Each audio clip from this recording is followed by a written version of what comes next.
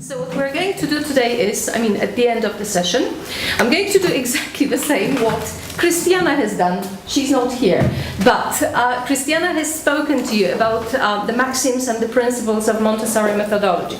I'm not going to do it at length. I'm not going to talk a lot about it. What I'm going to do, I'm going to force you to talk about it. So you will be working in groups. That's why I have brought these lovely colorful pages, just to attract your attention and make you work better, because when you see the colors, you work better.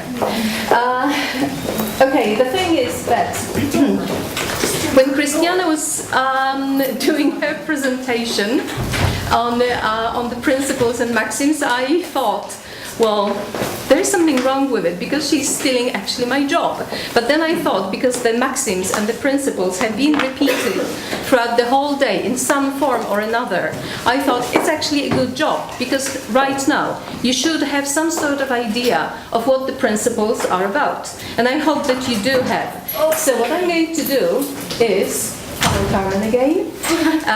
So what I'm going to do is we're going to look at the principles once again, and we're going to talk about them with reference to adults. Because there has been a lot of talking about the Montessori principles with reference to teaching children and educating children.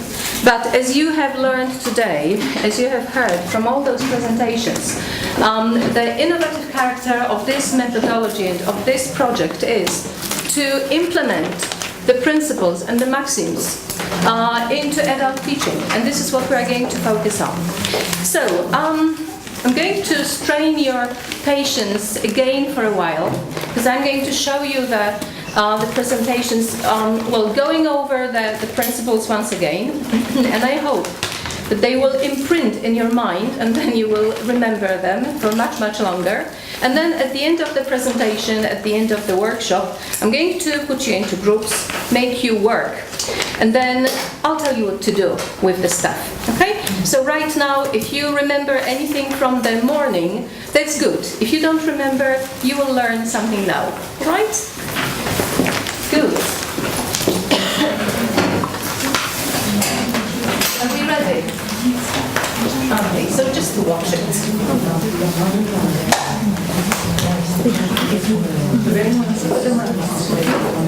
Oh, I think that the lens is on. Sorry.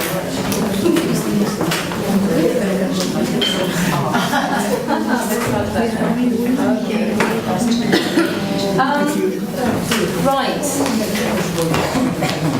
Just to remind you and to remember that the place, this is actually the institution me and Barbara come from. We represent Kolegium Balticum, which is placed in Szczecin, northern Poland. And we're going to talk about maxims and principles of the Montessori methodology. Well, it's not much to talk about, because we're going to start with the first of them, observe. Okay, the traditional teaching of Montessori traditional teaching is actually far away from the Montessori methodology and from the Montessori teaching. First of all, if you want to follow the Montessori methodology, you need to focus on the needs of your students. So you have to observe them. You have to abandon the thinking that the methodology you've been using so far is the only one and it's the good one. So what you need is to observe your students, to find out about their needs. Then again, you have to satisfy. What you see here, these are the principles which again relate to the teaching of children. But we do exactly the same with adults. And adults are much more demanding than children. Because if you want to attract their attention, if you want to satisfy their attention, you have to give them what they expect. And how can you give them what they expect if you do not observe them and if you do not find out about their needs? So you must not come up with something which has been, let's say, thought of before as the schedule or the curriculum or the syllabus. You have to invent your syllabus throughout the teaching, because the ideas and also the expectations of your students, they just grow, they develop, they expand throughout the course. So you satisfy their needs and their interest by giving them what they expect. Okay? So that's the next thing. Coming back to the satisfaction, throughout developing their needs and throughout satisfying them with all sorts of materials, you also let them become independent. And this is what's most important in the Montessori methodology. This is the very, very purpose of the methodology, to make them independent, we use the word autonomous, which is a nice word for becoming independent. And becoming independent is what we strive for. We want our students to feel at ease when they converse, when they read, when they listen, when they go out everywhere, wherever they have to deal with language. Okay, and the last thing, again, it comes from the children methodology, because it was first applied to children. We have to be very cautious with them because they are very susceptible and very delicate. The same goes for adults. When adults come to our classes, we have to be aware of why they have come, and also they have to be aware of what the expectations of our teaching are, and also what is actually connected with learning languages, what it entails, meaning what it is connected with. Okay, so that's very important. Somebody in the morning said about being honest. That's the maximum of being honesty, establishing honesty with your students, meaning you have to make them realize what teaching is about, and that teaching is not only a very easy job, it also is connected with a lot of difficulties which they face throughout their learning. But that's where honesty actually comes in. Now, since we have established that, we can now focus again on these maxims. Actually, I have spoken a lot about it, and now you see the information which has shown on the screen. This is what I talked about. We expand or we develop together with our students. We do not create our syllabuses at the very beginning, but we develop our syllabus and our materials throughout the course.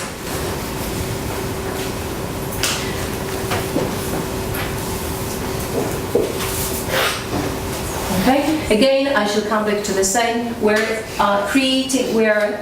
educating our students to become independent, and this independent is also connected with the ability to look for materials. It's not about us providing them with the materials. We have to make them aware that wherever they go, wherever they try to look for materials, they are on their own, and they need to know how to look for the materials, how to use the material, and how to actually use it to for their purpose and to their satisfaction. So independence is connected with expanding, developing, and being able to actually educate themselves again. That's the idea which is most difficult to talk about. That's what I said again before.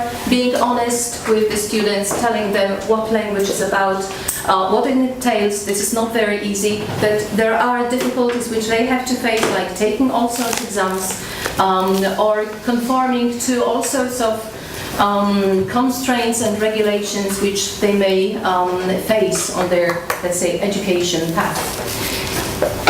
But here comes the best things, which is the principle. And again, the principles have been discussed, but the principles which you may have forgotten are as follows. We start with self-directed learning, which is very important. And like Christiana said in the morning, self-directed learning is the essence of Montessori methodology. With children, this is extremely evident, but with adults it is even more important, because we want our adult students, to be self-sufficient, to find the materials, and they propose the materials for the lesson. Somebody said about we give the choice, we give the freedom to choose the materials for the lesson, and that's what we do. If you want to have a nicely organized lesson, and if you know your students, that's fine, you can provide them with some ready-made materials. But if you want to have an interesting lesson and you want your students to conform and to cooperate and to contribute to the lesson, which also means that they learn a lot while doing this. They provide the materials, they also think about the materials. So this is organizing, this is self-directed learning.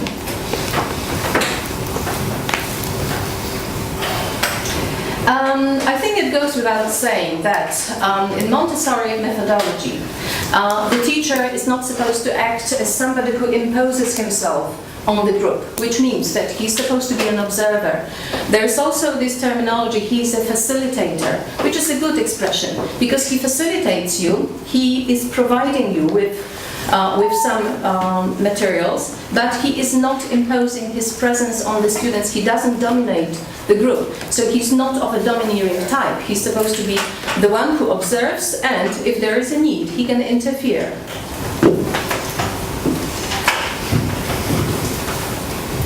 Sensitive learning periods, one of another Montessori principles. Christiana spoke about critical periods, referring to adult teaching. This is very important again. I'm not going to go over the sensitive period with reference to children's education, because Roberta has spoken about it and you also heard about it in the morning, but with adults, this is also very, very important, because, like we said, if you have adult students, regardless of whether it's a university student or it's somebody from the course which you're doing in the afternoon, this is even more important. Then the critical period becomes very, I would say, a sort of destructive factor in our teaching, because adult students may go through different phases, different periods when their learning and their attention or attention span is much more difficult to assess, and it's going to be very difficult for them to learn certain things. So the critical period may be especially important with reference to adult. With children, we take into consideration that children learn certain things better at certain time. However, with adults, it may be completely different. So if you have a small group of students and each of them comes from, let's say, a different background, and each of them has got some other problems, you also have to take that into consideration, which may be difficult because it may somehow interfere with your classes, and then you have to adopt a specific kind of teaching. The thing is that whatever we do in our classes, we are in a way, I wouldn't use the word to serve students, but we have to accommodate them in the best way possible.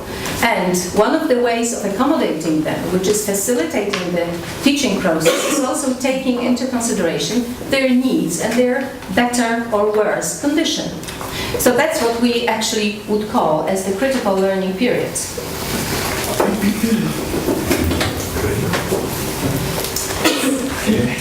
Better learning for repetition. How well do we know it?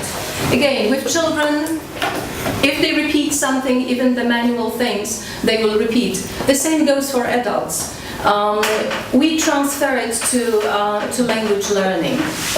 So the more you repeat, the more or the better you remember. So again, this one of these Montessori principles becomes extremely handy and very, very practical. I mean, repetition is the key to a success. So if you keep repeating, you will know something better, you will operate better. As you can see, children possess capacity for repetition, so do adults. However, with adults, it's a little bit more difficult because adults sometimes have this inherent unwillingness to repeat, especially when it comes to repeating something aloud. So, how can we make them repeat? Well, we have to adapt all sorts of different ways, which I'm not going to talk about right now, because I'm sure a lot of teachers who are in practical teaching languages know it very well. There are skillful ways, there are very good ways how to attract people and how to make the reluctant older students to repeat certain things. But there are ways, and I'm sure you know them. Suitable environment, very nice thing. When we do this workshop in a minute, I'm sure that some of you will mention this, because suitable environment is what we all need to have our classes successful and also pleasant. We can't imagine having especially language class without appropriate materials, appropriately prepared surrounding. So like with children, with adults, it works perfectly well. Besides, we observe, and especially first we use our senses. We use our eyes, we use well, the senses, the smell and everything. So if you want to attract the students, if you want to make them feel the atmosphere, you will always think about the well-prepared environment. Self-control of mistakes and using didactic materials are very good. So far in traditional teaching, the role of a teacher was to provide the ready-made answers. And unfortunately, it still is very present with a lot of students, older students, who have this preconceived idea that this is the teacher role to provide them with the answers. Sometimes we can hear, you are here to help me and you are here to give me the answers because you're the teacher. This is very wrong. But in a lot of situations we do agree to that. But now, having more information about how Montessori methodology works, we refuse, because we are more assertive, saying, no, you have to find the answer yourself. And besides, if we prepare good materials which lead skillfully the students to find the appropriate answer, then why should we give them the ready-made answers? Let them make, let them find it for themselves and let them work for themselves. So this is where self-control comes very handy, but we need to have good materials. Choose own learning time. Very good for Montessori methodology. Unfortunately, not very workable in classes which we deal with at university or in college, because there our core students don't have very much freedom to do it. But if you have classes, individual classes, if you have a course which you actually manage and you prepare your own syllabus for it, you can do it very well. And when we apply Montessori methodology to individual teaching, this is even more perfect. Although not in every individual teaching, not in one-to-one teaching, Montessori methodology would prove very useful. However, choosing your own time for learning is one of the things that Montessori methodology is very strict about, and this is one of the good things, if you think about it and if you agree with that. Of course, because this is the workshop, it doesn't mean that whatever I'm doing here and whatever I'm saying, you'll have to accept as the ready-made truth. You can disagree with some of the principles because you may have your own point of view. However, this is what the Montessori methodology offers you, and it gives you freedom to choose to use it or not. So you can see how Montessori I am right now, because I'm giving you an option, but at the same time I'm saying you can use it or you can abandon it. Learning by doing, again. With children, it comes to very small things, like, for example, tying the shoelaces. You learn the movements. With adult people, with adult students, it could be absolutely anything. You learn by doing something. You learn, for example, by having an interview with somebody. You learn by watching a video and then acting out the situation from the video. You do everything to to follow the model, and that's how you learn as well. So the didactic material.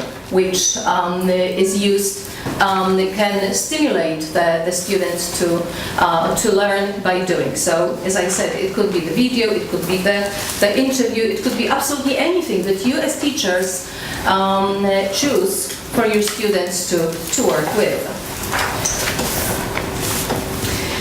Movement analysis. Okay, that is what Christiana spoke about. With children, I will refer again to some sort of situation. Movement analysis is, well, learning something again, analyzing certain things to learn even the simplest thing. For example, again, I shall return to this action of tying your shoelaces. The difficult movements or the difficult tasks, or maybe some tasks may seem difficult at the beginning, but when you break them up into smaller, into easier activities, they will learn it. With adults, movement analysis may be interpreted in a different way, because we are not talking about teaching an adult doing some simple things.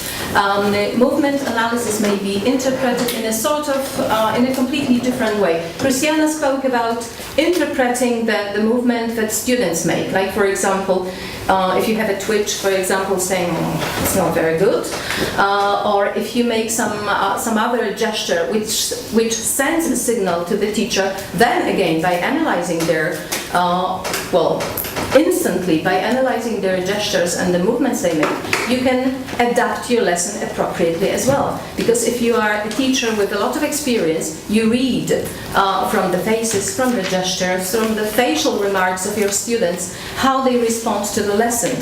Right now, when I look at you, I can always also analyze your movements, like being bored, being tired. I don't want to say being totally disgusted with the lecture, but anyway, this is a kind of analyzing your movements and the gestures. But don't worry, I shall be finishing.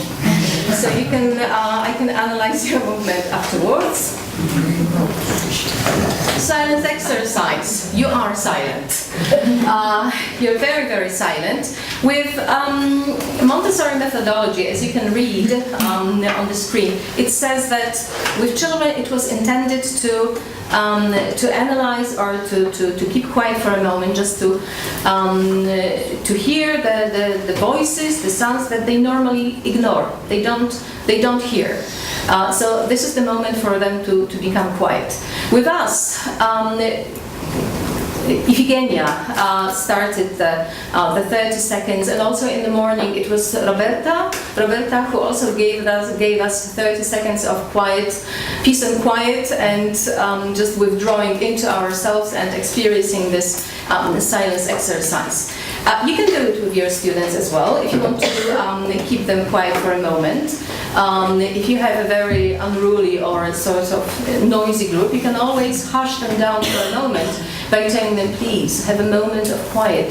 Just think about yourself. So you can do it any way you want. Or you can simply interpret it in your very own way. Not very Montessorian, but you can start talking much, much quieter. So the group becomes very attentive, right? So if I have an unruly group, I may slow down and I may hush down my voice, and then those who don't hear, well, regretfully, they will have to start listening, and that's how you can interpret your silence exercise. But obviously, according to the Montessori methodology, you're supposed to give them 30 seconds or maybe a minute just to quiet down and think about anything, or think about what they have done previously, I mean, with reference to classes. So you can interpret it any way you want. Good manners, we always need them. So, I mean, is it very Montessorian? It is, because we respect people. But it's not only Montessorian, because as teachers, we respect our students and we expect the same. If you have a well-mannered group, then obviously teaching in such a group is much, much better, because good manners evoke better cooperation. Well-mannered group, people who feel mutual respect tend to work much better. They listen better, they cooperate better, and it's beneficial for everyone. It's beneficial for the students, and it's very beneficial for the teacher who has a moment of relaxation, because he doesn't have to fight with his group. Tidy rooms, absolutely. We don't have to explain that. But what do we mean by tidy rooms? If we think about adult students, we don't mean to take a brush and sweep the floor. What we mean is a nice, the kind of room which sends good signals, which gives you good atmosphere, and also, as it is with children, it has to be tidied in a sense that all materials have to be in their places, so you don't have to strive looking for what is left. With adults, if you have such a room, for example, if you're lucky enough to have your own room where you have classes with all the dictionaries and every stuff, then obviously students will also appreciate the fact that they know where the dictionaries are, where the appropriate materials are. So, well, tidy means well provided with all kinds of books and teaching materials, and if students know where to look for. And just listen, because this is not the end. There's a moment of hesitation, and okay. I'm sure you will like it. I like it a lot. Thank you very much. Thank you very much, Alina. Okay. Thanks a lot. But this is not all. That was my talking. And right now, as you can see, these are these lovely, colorful pages. I would like you seem like a nicely composed group. So, may I call you one group, please, and find yourself a leader, okay? The one who will be responsible for all the things. Now, the red page. Who is the leader here? I don't want to know that. Ilonka, are you? Yes. And the yellow one.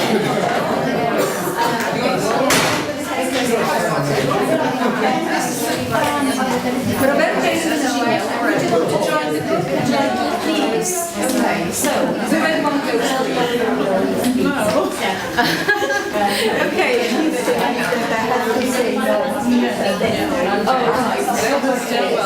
To je Hruška.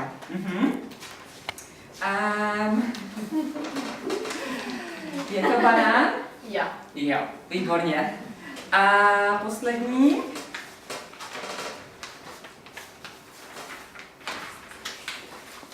Je to okurka? Jo, nebo ne? Ne. Co to je? Pomeranč. Je to pomeranč. Výborně. Tak. Teď si je dáme na tabuli. Ano. Takže.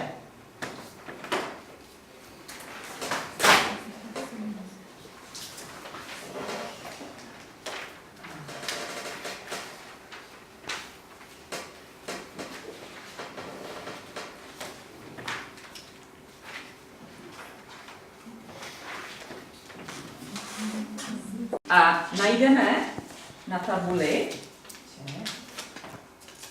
kam patří. Tak, a ještě jedno. A ještě jedno.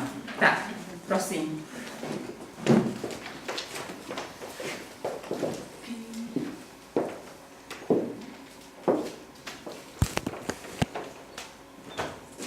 Tak, prosím. Tak, můžeme si sednout. Ano, takže avokádo, pomeranč, banán, okurka, jablko a hruška. Výborně. Tak. A zatleskáme. Výborně.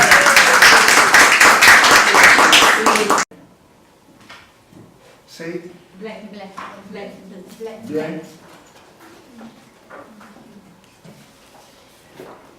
Racino.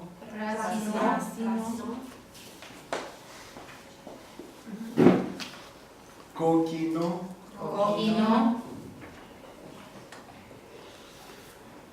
Citrino. Portocali. Portocali. Okay. Very good. Now, let's go again once more. Citrino.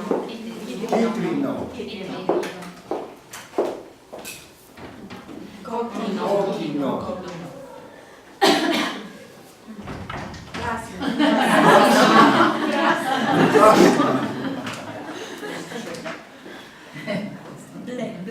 Ble. Portocali. Very good. Bravo. Okay.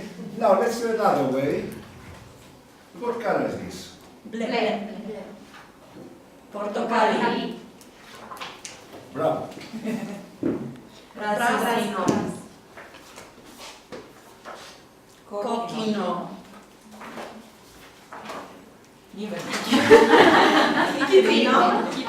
Bravo. Very good. Now, each student now does the same with other student. You saw this the back card, so they say the color. You start with Juana. I start with you. We do it in pairs. All right. Juana. Trasno. Portocali. Bravo. Very good. Ble. Excellent. Coquino. Excellent. Citrino. Very good. Well done. So you do the same now with Roxana.